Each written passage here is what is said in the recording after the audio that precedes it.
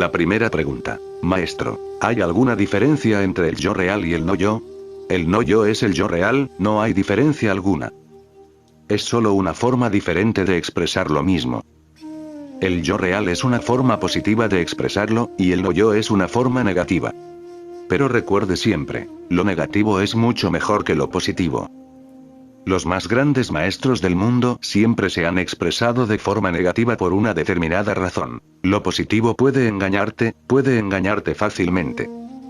Si se dice que tienes un yo real, ¿qué vas a entender por él? Pensarás en todo lo que entiendas acerca de ti mismo, que el yo real será un estado purificado de la misma cosa, más elevado, más santo, más digno, inmortal, divino, pero lo concebirás de acuerdo con la idea del yo que ya tengo. Tu yo real se convertirá solo en una idea modificada, una idea decorada del yo falso. Ese es el peligro. El yo real es completamente diferente. No solo completamente diferente de tu falso yo, es diametralmente opuesto a él. No puedes tener ninguna idea del yo real a través del yo irreal. Lo irreal tiene que cesar para que lo real sea. Lo irreal tiene que desaparecer absolutamente. ¿Qué idea puedes tener de la luz si solo conoces la oscuridad? Cualquier cosa que pienses de la luz seguirá siendo una forma de oscuridad. Conoces la oscuridad. Por eso Buda ha elegido un camino negativo. No habla del yo real, Atma, el alma, Ata. Habla de Anatta, no yo, Anatma, ausencia del yo. Niega toda la idea del yo porque la idea del yo seguirá siendo continua con su falsa idea del yo. Tienes que desaparecer como eres, entonces surge lo real. No tienes ni idea, ni siquiera en tus sueños, de lo que es lo real. Eres irreal y vives en la irrealidad. Vives en sueños, estás profundamente dormido. No puedes concebir lo que será el despertar. Solo se puede decirle una cosa, todo lo que conoces no estará allí. Esta es la forma negativa de decirlo. Los sufíes también han elegido de la misma manera. Dicen fana. Primero se disuelve en su totalidad. Nada de ustedes tiene que permanecer, y solo entonces esa gran transformación. Cuando estás ausente, Dios se convierte en una presencia en ti, pero solo entonces. Esa condición debe cumplirse. El peligro con la expresión positiva es este. Cualquier expresión positiva está destinada a ser limitada. Lo positivo significa lo definido. Solo lo negativo puede ser indefinido, solo lo negativo puede ser ilimitado.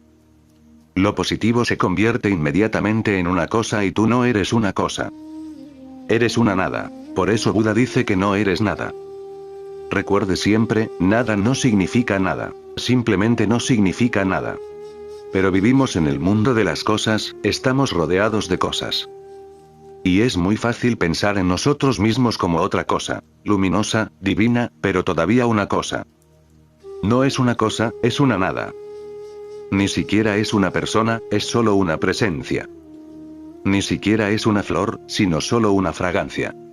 En nuestra cultura cosificada, la existencia personal ha perdido todo significado. Estamos continuamente rodeados de cosas hechas por el hombre. Las cosas distraen a la persona humana del hecho de que no es nada. Quizás por eso nos interesan tanto las cosas. Ten tantas cosas como puedas, sigue acumulando cosas. Cuantas más cosas tienes, más eres, esta es nuestra lógica. Cuando tienes un gran saldo bancario, sientes que lo eres. En el momento en que desaparece el saldo bancario, comienzas a desaparecer. La gente se suicida cuando quiebra, como si su alma estuviera en el banco. Su saldo bancario era su alma. ¿Cómo pueden vivir ahora sin alma?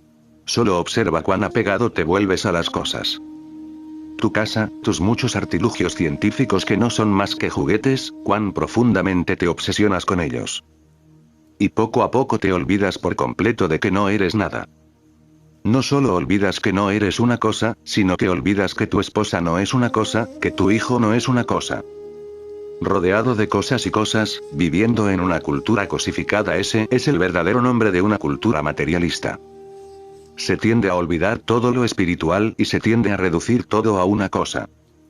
Incluso las personas se reducen. Cuando conoces a una mujer y te enamoras, ella es una persona. Tarde o temprano la reduces a una cosa, se convierte en esposa. Una esposa es una cosa, una mujer es una persona. Si realmente amas a una mujer, no la reducirás a una esposa. Una esposa es una función. Si realmente amas a un hombre, no lo reducirás a un marido. Un marido es un contrato legal, una formalidad. Estar enamorado de un hombre, indefinido, indefinible, tiene belleza. Reducirlo a un contrato, reducirlo a una función, reducirlo a un marido, significa que lo has reducido a una cosa. Pero hagas lo que hagas, una persona sigue siendo una persona y no puede reducirse a una cosa. Y eso crea problemas. La esposa sigue siendo mujer, piense lo que piense. Ella sigue siendo una mujer. Puedes creer que es una esposa, pero aún así es una mujer, basta, impredecible. Eso crea problemas. Le gustaría que ella fuera tan predecible como una cosa, como su automóvil, como su grabadora, como su televisor. Predecible, manipulable, controlable, siempre obediente. Y lo intenta, pero todavía hay algo dentro de ella que no es una cosa en absoluto, una no cosa, una libertad. Eso afirma. Y siempre que se afirma esa libertad, hay problemas. También tienes esa libertad, y siempre que tu libertad afirma, hay problemas. Amamos a las personas, pero nuestro amor no es amor real porque seguimos reduciéndolas a cosas. El amor real los elevará más alto que la persona. El amor verdadero los hará presencias. Reloj. Cuando conoces a un hombre o una mujer, el otro es una persona. Si tu amor no es real, la persona desaparecerá y habrá una cosa, una esposa, un esposo, etc.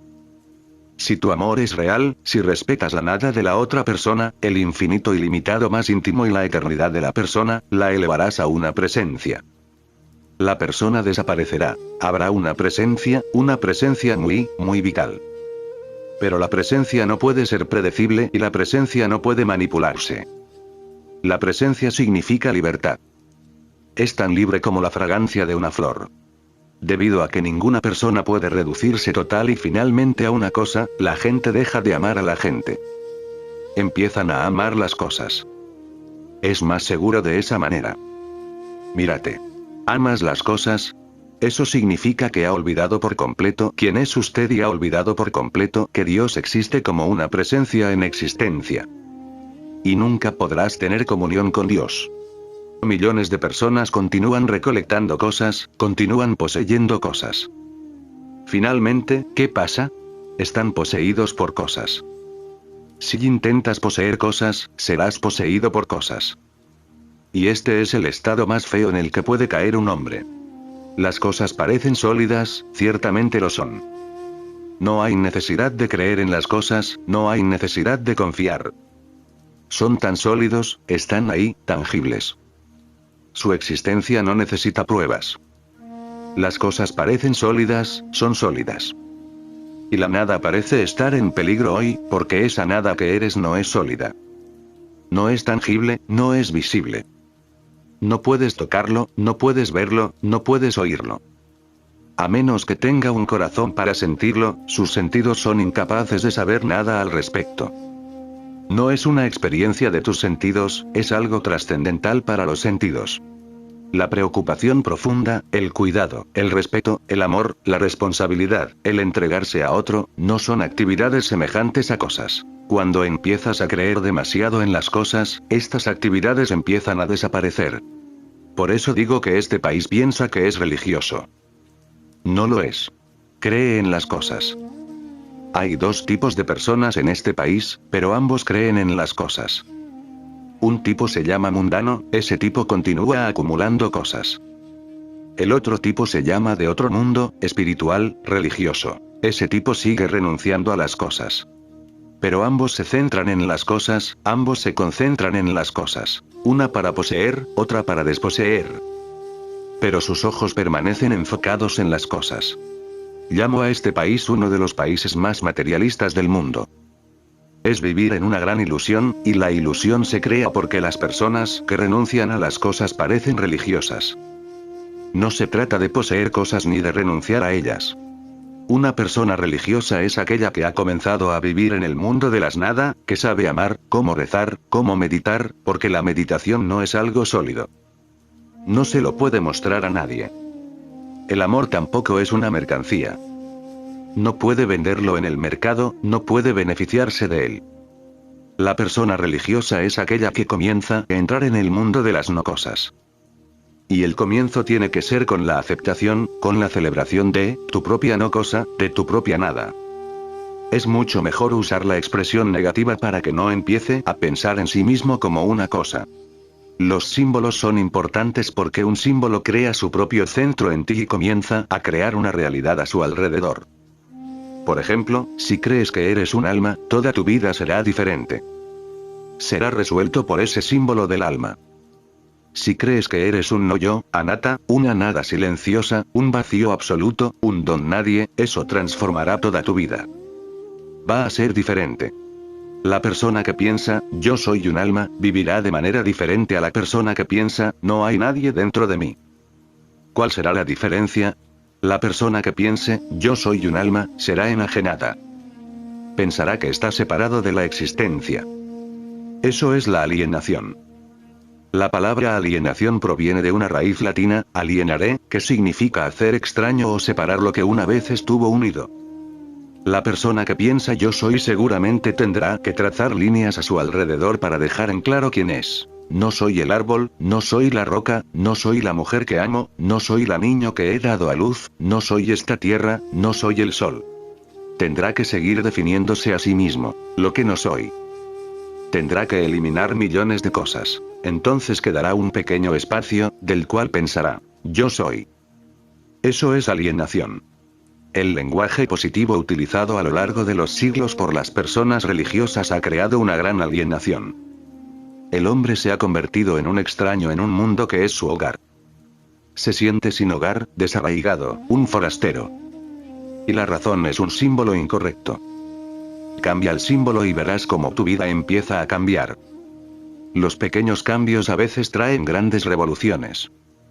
Solo un pequeño cambio. Los símbolos son importantes, crean su propio mundo. Cada símbolo crea un mundo. Un símbolo es una semilla. Solo piensa que eres un no yo.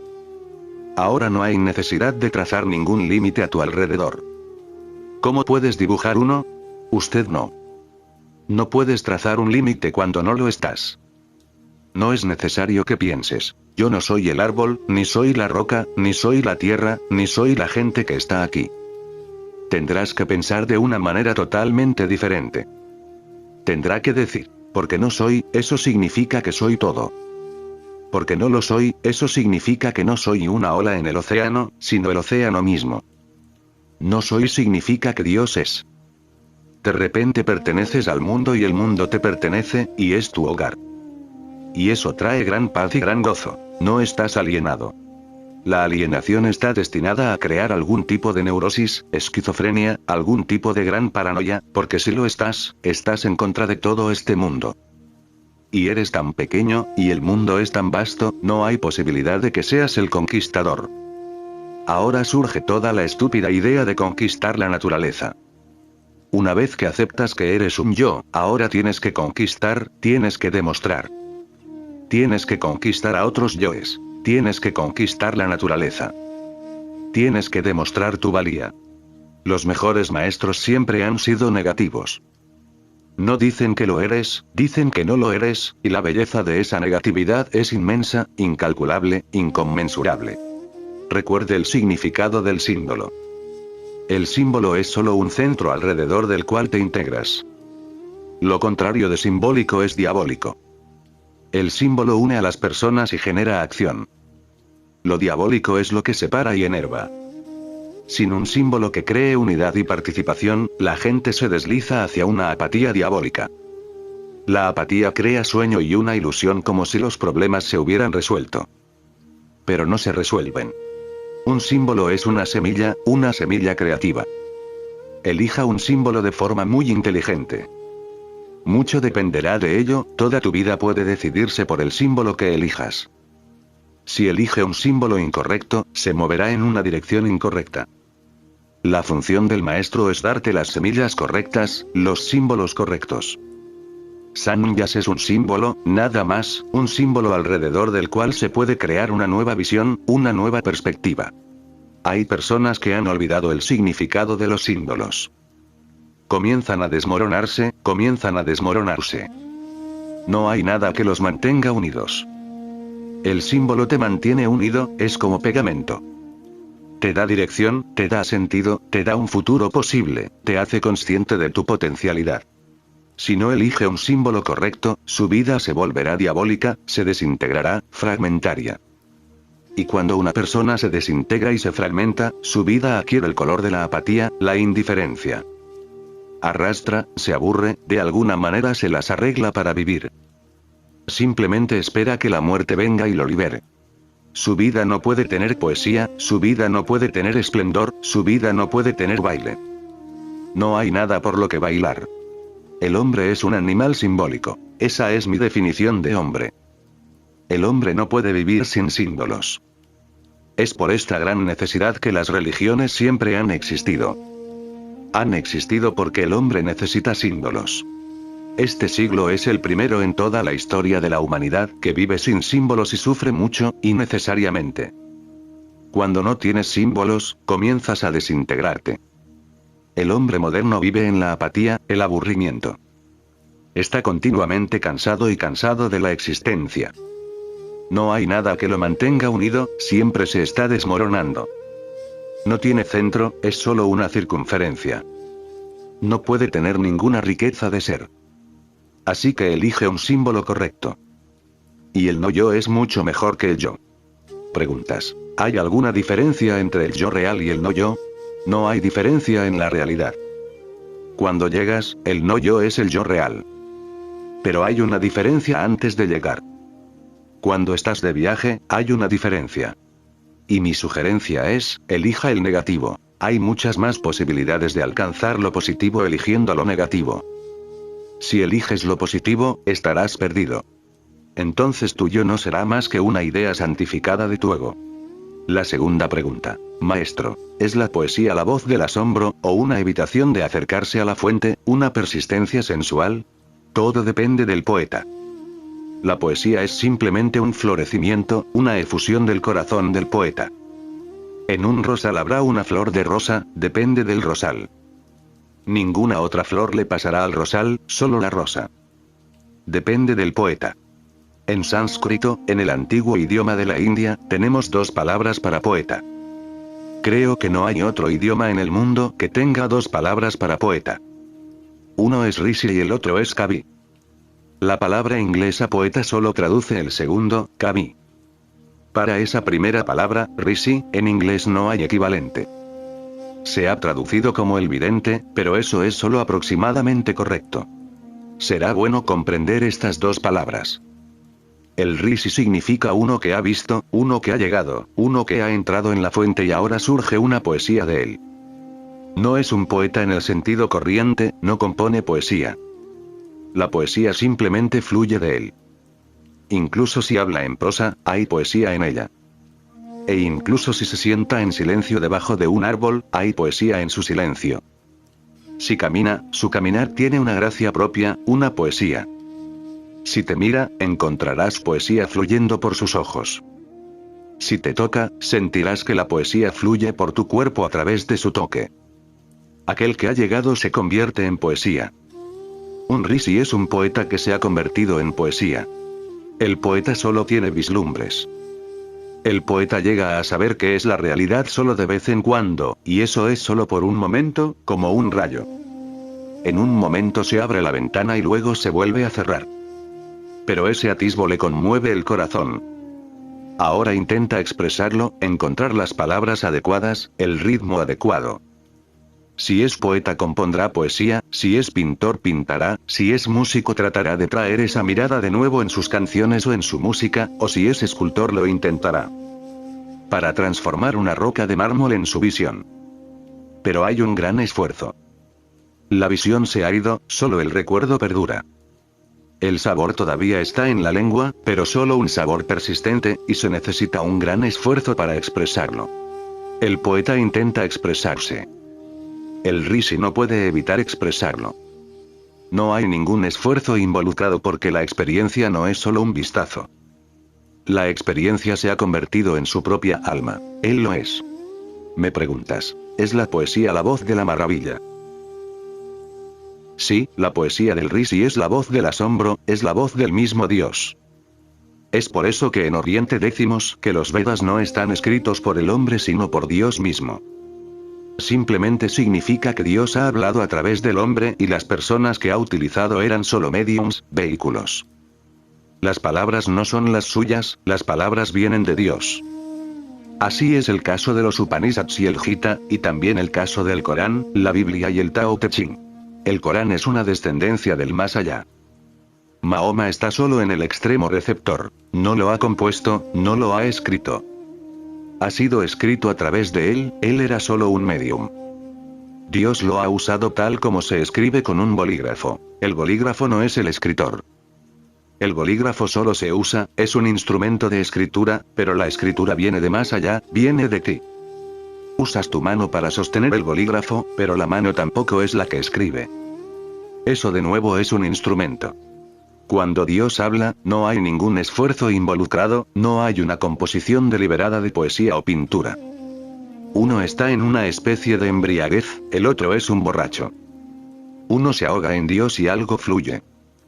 Entonces ciertamente la poesía es la voz del asombro y tiene un gran misterio en ella.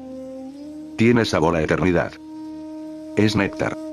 Y bienaventurados los que pueden moverse y pueden ser conmovidos por tal poesía, quienes pueden moverse hacia esta poesía, este tipo de poesía y pueden ser conmovidos por este tipo de poesía. Sí, bienaventurados son. Pero el otro tipo de poesía, que no es la voz de Dios, también está ahí. Es solo creación del hombre.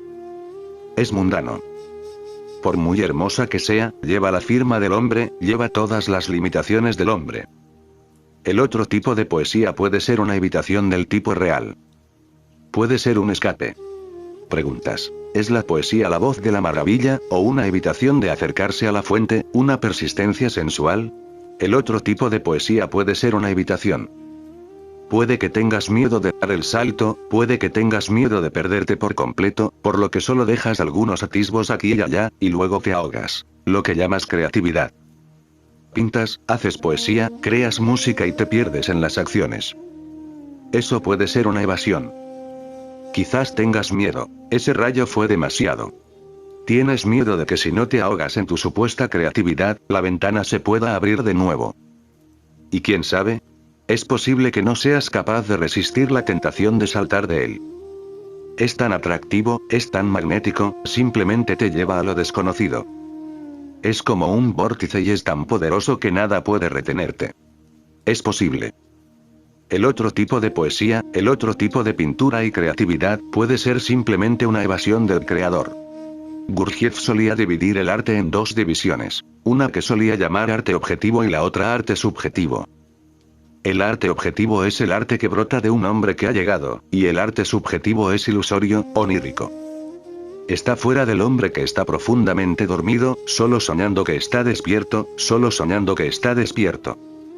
Y ciertamente cuando sueñas que estás despierto, ese sueño se convierte en un obstáculo para el despertar, porque ya estás pensando que estás despierto, entonces, ¿de qué sirve pensar en otro despertar? Estás despierto en tu mente, así que continúas durmiendo. Es muy correcto tener dos palabras para poeta. Porque las palabras de Mohammed son poesía, pura poesía, pero son diferentes de Milton. Las palabras de Omar Khayyam son pura poesía, pero son diferentes de Shakespeare. Las palabras de Buda son pura poesía, pero son diferentes de Kalidas. ¿Dónde está la diferencia? La diferencia es que Buda ya no existe, solo Dios existe. Buda se ha convertido en un bambú hueco, una flauta. La canción desciende del más allá, Buda es una flauta en los labios del más allá. No es un hacedor, él no lo es en absoluto. Su nada es la fuente de su poesía. Pero Kalidas es mucho, Shakespeare es mucho, Milton es mucho. Todos los poetas del mundo lo son mucho. Puedes simplemente mirarlo. Te sorprenderás, los poetas son personas muy egoístas, a veces más egoístas que las personas que tienen mucho dinero y mucho poder. Los poetas son muy pendencieros y están continuamente peleando entre sí, condenándose, burlándose unos de otros o haciendo mucha ironía entre ellos. Crean poesía, pero su poesía es ordinaria, subjetiva, onírica. Su poesía refleja solo sus rostros. No son rishis, son solo kavis. Cuando la poesía comienza a reflejar el rostro de Dios, eres un rishi, un vidente, un verdadero poeta. Kelly llega a la oficina de Cohen para venderle un dictáfono, y después de escuchar el discurso de venta, Cohen, que tiene un acento judío muy fuerte, pregunta: dime, ¿para qué necesito un dictáfono? Tengo una secretaria, un oficinista, un vicepresidente junior. ¿Para qué necesito un dictáfono? Kelly, que es un supervendedor, dice: le diré algo, señor. Cohen, tome el dictáfono gratis un mes y pruébelo. Bueno, dijo Cohen, si no debería costar un centavo, ¿qué diablos? No tengo nada que perder. Después de un mes, Kelly regresó y le preguntó a Cohen cómo lo disfrutaba. Bueno, dijo Cohen, está bastante bien, pero parece haber algo malo en ello. ¿Qué es eso? Respondió el vendedor.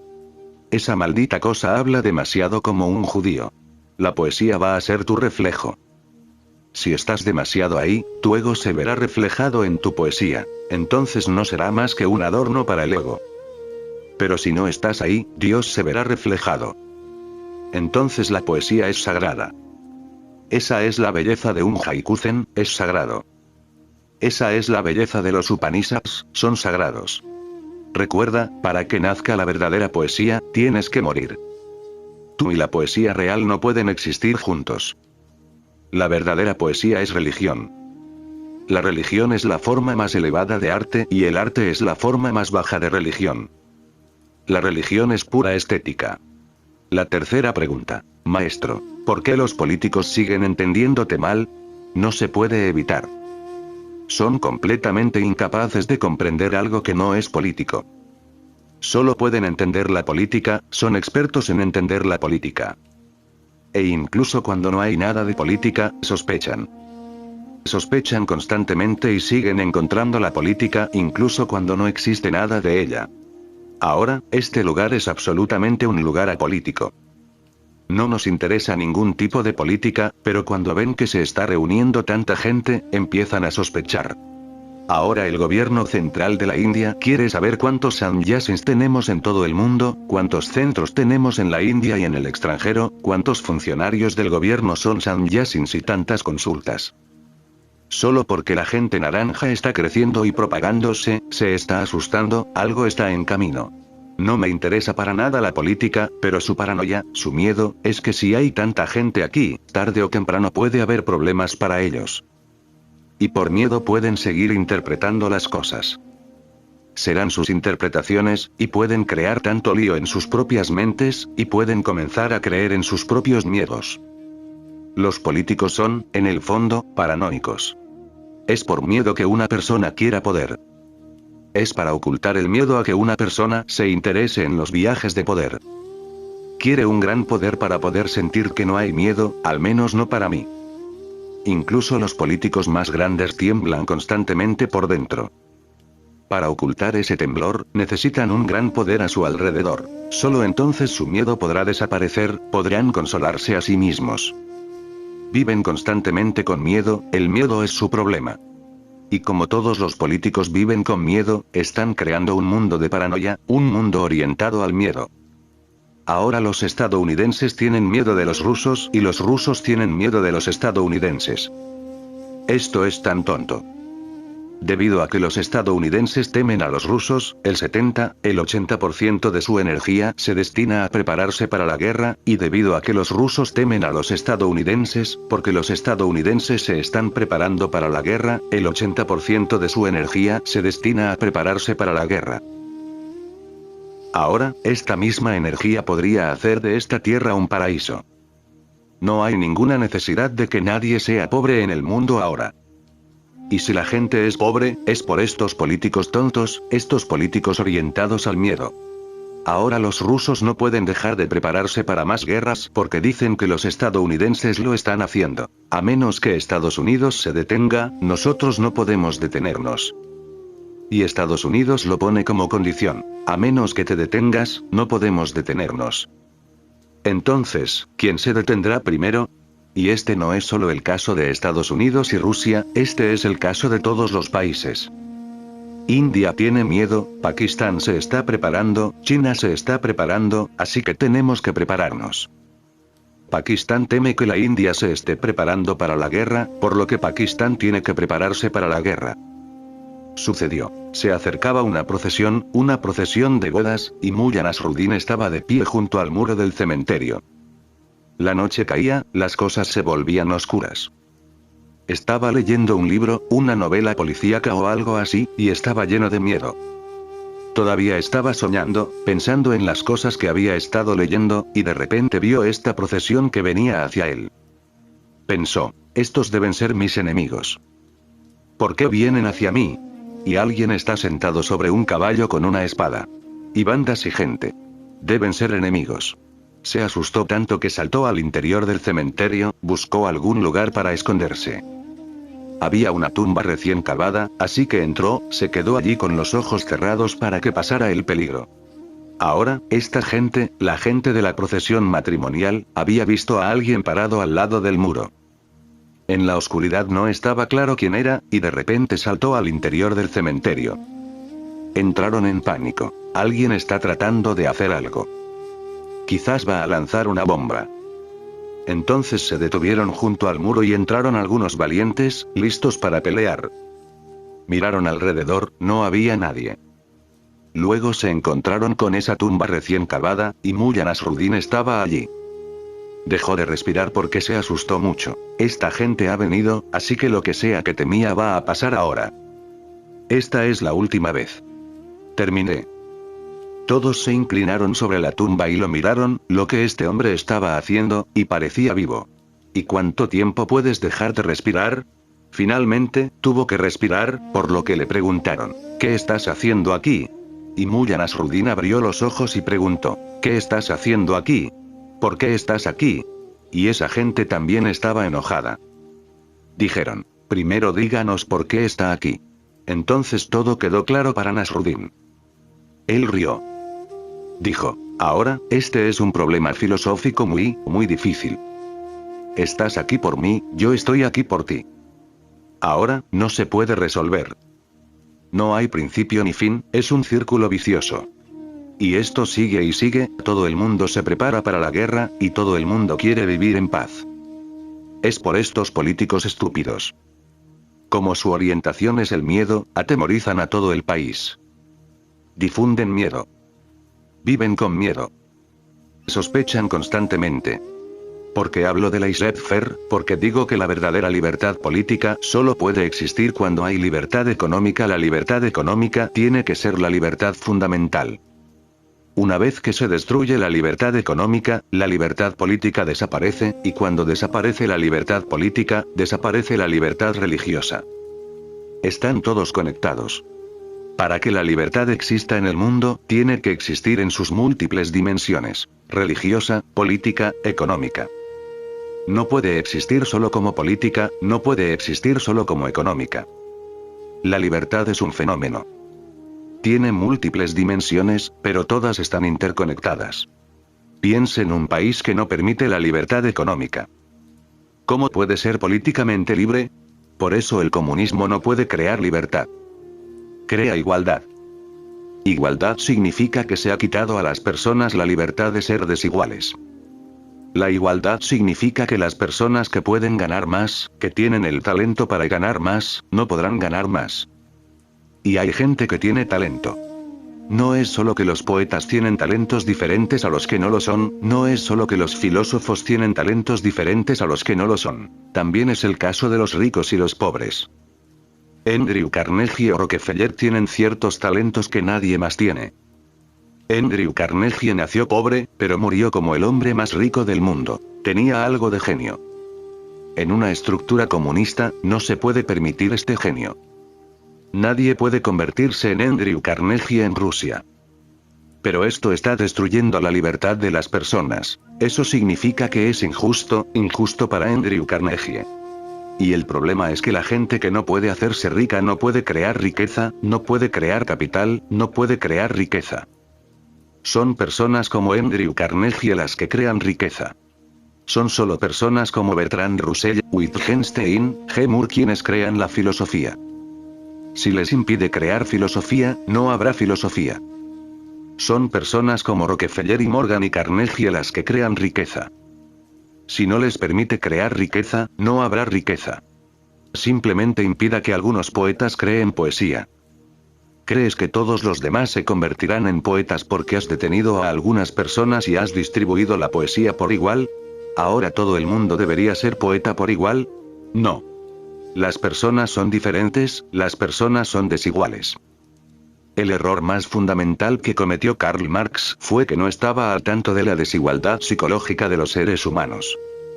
El comunismo carece de algo muy fundamental, la perspectiva de que las personas son desiguales psicológicamente. Y un mundo justo y libre tiene que dar a las personas plena libertad para ser desiguales, para moverse hacia sus propios talentos, para ser ellos mismos. Como dije que el capitalismo es la evolución natural de la sociedad humana, inmediatamente los políticos se asustaron. Pensaron que debía estar trabajando para Estados Unidos o la CIA o algo así. Hace apenas unos días, un conocido comunista, Quaja Ahmed Abbas, escribió un artículo en mi contra, declarando que trabajo para la CIA. Ahora, esto es sorprendente porque otros dicen que Quaja Ahmed Abbas es un agente ruso. En Estados Unidos, si hablas de comunismo, eres un agente ruso. Si hablas de comunismo eres un agente ruso, si hablas de capitalismo eres un agente estadounidense. Eso significa que no puedes hablar en absoluto. De lo contrario, tendrá que ser un agente ruso o un agente estadounidense. Eso significa que no hay posibilidad de pensar, contemplar, meditar, hablar como te sientes. Si hablo de comunismo y a favor del comunismo, soy un agente ruso. Si hablo de capitalismo, soy un agente estadounidense. Entonces, ¿dónde está la posibilidad de que yo no sea el agente de nadie y simplemente hable de la forma en que quiero hablar? Parece que no hay posibilidad. Este es el mundo que han creado sus políticos. Miedo continuo, miedo continuo. Y no es solo que el gobierno indio me tenga miedo. Es tan absurdo que otros gobiernos de otros países tengan miedo. Ahora aquí están los agentes alemanes del gobierno alemán, observando lo que está sucediendo. Ahora el gobierno indio tiene miedo de por qué están aquí los espías alemanes. Ahora los espías indios están siguiendo a los espías alemanes. Debe haber algo, de lo contrario, ¿por qué Alemania debería estar interesada en mí? Y pronto vendrán otros espías. Y este es un lugar donde no le pasa nada a nadie. Todos son tontos. Alemanes, indios, etc., todos son tontos. Están perdiendo el tiempo innecesariamente. Pero no estoy diciendo que no envíe a sus espías. Continúe enviando. Algunos de ellos están destinados a convertirse en sannyasins. Algunos de ellos ya se han convertido.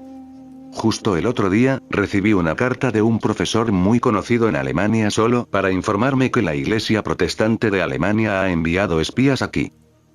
Ahora tienen miedo porque los cristianos se están convirtiendo en sannyasins. Eso es peligroso. Pronto verá aquí todo tipo de espías.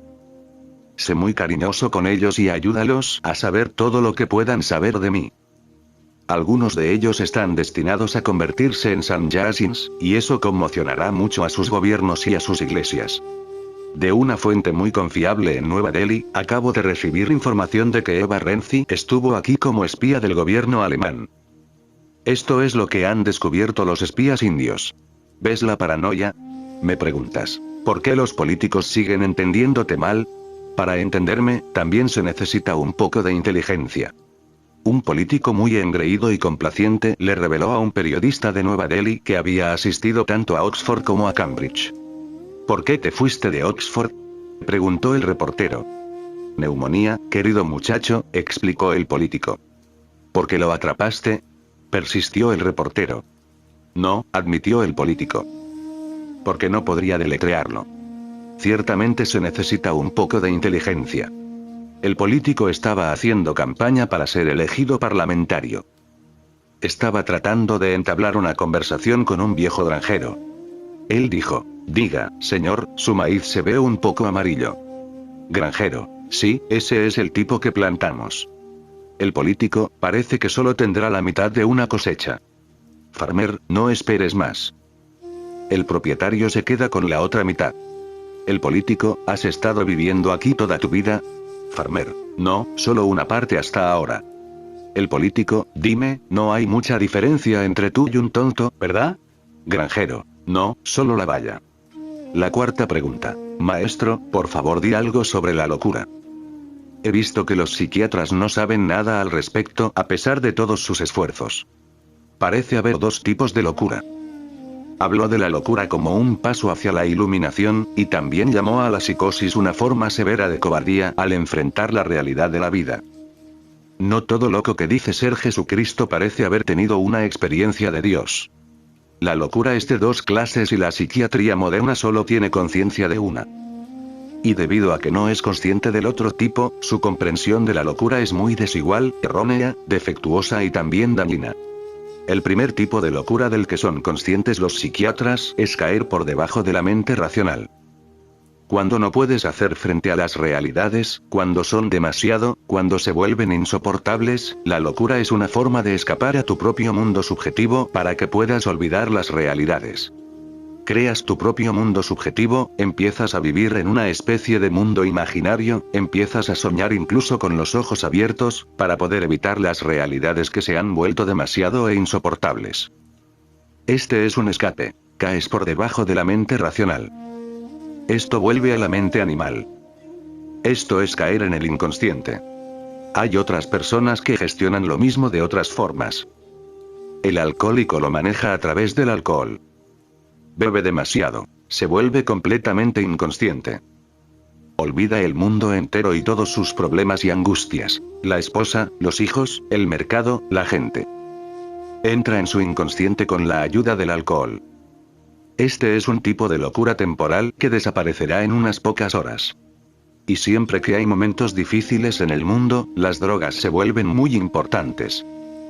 Después de la Segunda Guerra Mundial, las drogas adquirieron una importancia inmensa en todo el mundo, particularmente en los países que habían visto la Segunda Guerra Mundial, en los países que se dieron cuenta de que estamos sentados sobre un volcán que puede entrar en erupción en cualquier momento. Hemos visto a Hiroshima y Nagasaki quemarse en segundos, 100.000 personas quemadas en 5 segundos. Ahora, la realidad es demasiado para soportar. De ahí que la nueva generación, la generación más joven, se interesó por las drogas. Las drogas y su impacto en todo el mundo, y su influencia en la nueva generación, tienen sus raíces en la experiencia de la Segunda Guerra Mundial. Es la Segunda Guerra Mundial la que creó a los hippies, la que creó a los narcotraficantes, porque la vida es tan peligrosa y la muerte puede ocurrir en cualquier momento, ¿cómo evitarla? ¿Cómo olvidarla? En momentos de estrés y tensión, la gente empieza a consumir drogas. Siempre ha sido así. Es una forma de crear una locura temporal. Y por locura me refiero a caer por debajo de la mente racional, porque es solo la mente racional la que puede darse cuenta de los problemas. No conoce soluciones, solo conoce problemas. Entonces, si los problemas son manejables y puede coexistir con los problemas, permanece cuerdo. Cuando ves que es demasiado, te vuelves loco. La locura es un proceso incorporado para evitar problemas, realidades, ansiedades, situaciones de estrés. La gente evita de muchas formas. Alguien se volverá alcohólico, alguien tomará LSD, alguien marihuana. Y hay otras personas que no son tan valientes. Caerán enfermos. Tendrán cáncer, tuberculosis, parálisis, por lo que podrán decirle al mundo, ¿qué puedo hacer? Estoy paralizado. Si no puedo afrontar las realidades, no es mi responsabilidad. Ahora estoy paralizado. Si mi negocio va a los perros, ¿qué puedo hacer? Tengo cáncer. Estas son las formas en que las personas protegen sus egos. Malas formas, formas lamentables, pero aún así son formas de proteger sus egos. En lugar de abandonar el ego, la gente sigue protegiéndolo. Siempre que la vida se vuelva demasiado tensa, sucederán todas estas cosas. La gente tendrá enfermedades extrañas, enfermedades incurables, incurables porque hay un gran apoyo para la enfermedad desde el interior de la persona, y sin su cooperación con la medicina y con el médico no hay posibilidad de curarla. Nadie puede curarte contra ti mismo, recuérdalo como una verdad fundamental. Si hay una inversión profunda en su cáncer, si quiere que esté allí porque lo protege, le da la sensación de que es debido al cáncer que no puede combatir en el mercado, que no puede competir. Es por el cáncer. Si esta inversión está ahí, te da satisfacción. Nadie puede curarte porque lo seguirás creando. Es una enfermedad psicológica, tiene sus raíces en tu psicología. Y todo el mundo lo sabe. Los estudiantes comienzan a sentirse mal cuando el examen se acerca. Algunos estudiantes se vuelven locos justo cuando llega el examen. Y después del examen vuelven a estar bien. Cada vez que hay un examen, se enferman. Fiebre, neumonía, hepatitis, esto y aquello. Si miras, te sorprenderás. ¿Por qué tantos estudiantes se enferman durante los exámenes? Y de repente, después de los exámenes, todo está bien. Eso es un truco, una estrategia. Pueden decirles a sus padres, ¿qué puedo hacer? Estaba enfermo. Por eso no pude pasar, o, estaba enferma. Por eso he venido de tercera clase. De lo contrario, la medalla de oro fue ciertamente mía. Es una estrategia. Si su enfermedad es una estrategia, no hay forma de curarla. Si su alcoholismo es una estrategia, no hay forma de curarlo porque quiere que esté ahí. Eres un creador, lo estás creando por tu cuenta, tal vez no conscientemente. Y también lo es la locura. Ese es el último recurso. Cuando todo falla, hasta el cáncer falla, el alcohol falla, la marihuana falla, la parálisis falla, cuando todo falla, el último recurso es volverse loco. Por eso la locura ocurre más en los países occidentales que en los orientales porque la vida todavía no es tan estresante. La gente es pobre, pero la vida no es tan estresante. La gente es tan pobre que no puede permitirse tanto estrés. La gente es tan pobre que no puede permitirse la psiquiatría, el psicoanálisis. La locura es un lujo. Solo los países ricos pueden permitírselo. Este es un tipo de locura de la que son conscientes los psicólogos. Caer por debajo de la mente racional, moverse hacia el inconsciente, abandonar la pequeña conciencia que tenías. En primer lugar, no fue mucho. Solo 1/10 parte de tu mente está consciente. Eres como un iceberg, 1/10 parte por encima de la superficie, 9/10 por debajo de la superficie. 9/10 partes de tu mente están inconscientes. La locura significa dejar caer esa 10ª parte que estaba consciente para que todo el iceberg quede debajo de la superficie. Pero hay otro tipo de locura, a eso también hay que llamarlo locura por cierta similitud, que va más allá de la mente racional. Uno está cayendo por debajo de la mente racional, el otro está cayendo por encima de la mente racional, cayendo hacia arriba. En ambos casos se pierde la mente racional. En uno te vuelves inconsciente, en el otro te vuelves superconsciente. En ambos casos, la mente ordinaria se pierde. En uno te vuelves totalmente inconsciente. En ti surge una cierta integridad. Y puedes observar, en los locos hay una cierta integridad, una cierta coherencia, son una. Puedes confiar en un loco. No es dos, es absolutamente uno. Es muy consistente porque tiene una sola mente, que es el inconsciente. La dualidad ha desaparecido. Además, encontrarás cierta inocencia en un loco. Es como un niño. No es astuto, no puede serlo. De hecho, tuvo que volverse loco porque no podía ser astuto. No podía arreglárselas en el mundo astuto. Encontrarás cierta sencillez, pureza, en un loco. Si has visto a gente loca, te enamorarás de ellos. Tienen una especie de unión. No están divididos, son uno. Por supuesto, son uno contra la realidad, son uno en su mundo de sueños, son uno en sus ilusiones, pero son uno. He oído hablar de un hombre que trabajó durante muchos años en una compañía de teatro y su papel siempre fue Abraham Lincoln. Después de muchos años trabajando como Abraham Lincoln, hablando como Abraham Lincoln, vistiendo la ropa de Abraham Lincoln, poco a poco el hombre se volvió loco. Empezó a pensar que era Abraham Lincoln. Al principio, su familia y amigos pensaron que estaba bromeando, pero poco a poco se les hizo claro que no estaba bromeando. Había caído en esa trampa. Lo creía porque no solo en el drama, fuera del drama usaría la misma ropa. Tendría el mismo bastón, caminaría como solía caminar Abraham Lincoln. Tartamudeaba como solía tartamudear Abraham Lincoln. Permaneció como Abraham Lincoln las 24 horas del día. Los amigos lo persuadieron, trataron de convencerlo, ¿qué estás haciendo? Pero estaba tan convencido que dijo, ¿qué estás diciendo? soy Abraham Lincoln. Finalmente, al ver que no había forma, lo llevaron a un psiquiatra. Intentó todo lo que sabía, pero el hombre estaba completamente convencido. La gente loca está muy unida. No puedes crear dudas en ellos, la duda es parte de la mente racional. Lo que sea que crean, lo creen fanáticamente. Así que todos los locos son fanáticos y todos los fanáticos son locos. Recuérdalo. Un fanático es aquel que cree, solo yo tengo razón y todos los demás están equivocados. Un fanático es aquel que cree, el que cree en lo que digo tiene razón, y el que piensa que estoy equivocado, está equivocado. No hay posibilidad de comunicación con un fanático, no puedes comunicarte. Piensa solo de dos maneras, o eres un amigo o un enemigo. Quien crea de la manera que cree es un amigo, y quien no cree de la manera que cree es un enemigo. Por eso llamo fanático a Morarji Desai. Él piensa que todo el país tiene que creer de la manera que él cree, que yo tengo que creer en su ideología, solo entonces se me permitirá existir en este país. El fanático nunca puede ser demócrata, el fanático es siempre fascista.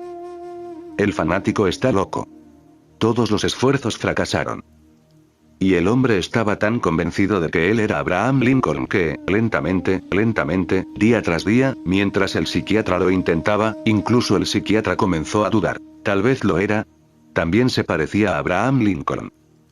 Durante años había estado actuando, y cuando actúas en algo durante años, te conviertes en eso. Una mentira repetida una y otra vez se convierte en verdad.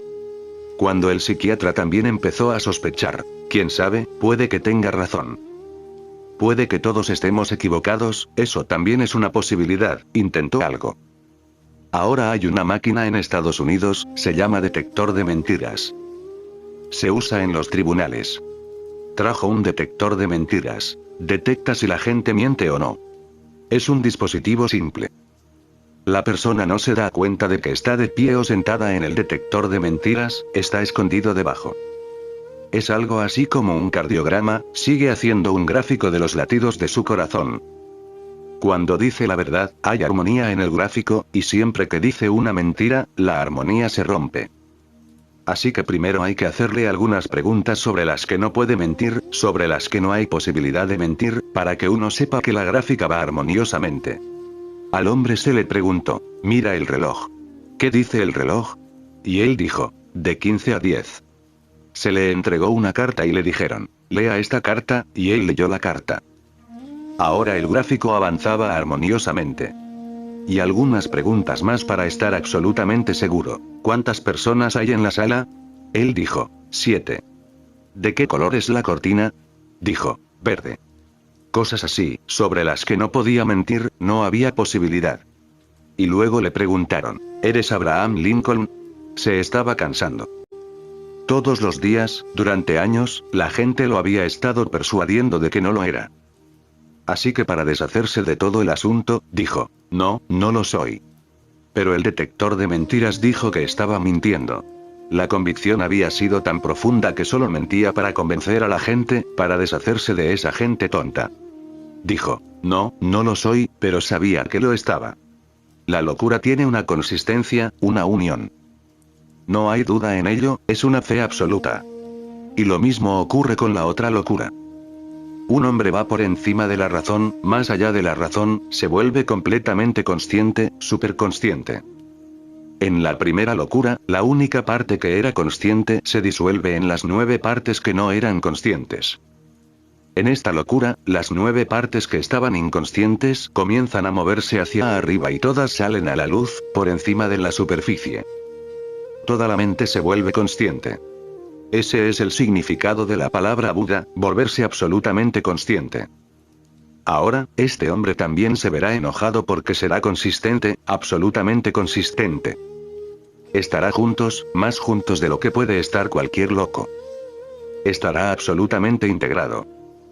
Será un individuo, literalmente un individuo, significa indivisible. No tendrá ninguna división en absoluto. Entonces se parecen. El loco cree y el Buda confía. Y la confianza y la fe se parecen. El loco es uno, completamente inconsciente. El Buda también es uno, completamente consciente. Y la unidad se parece. El loco ha abandonado la razón, el razonamiento, la mente. Un Buda también ha abandonado el razonamiento, la racionalidad, la mente. Eso es similar y, sin embargo, son polos opuestos.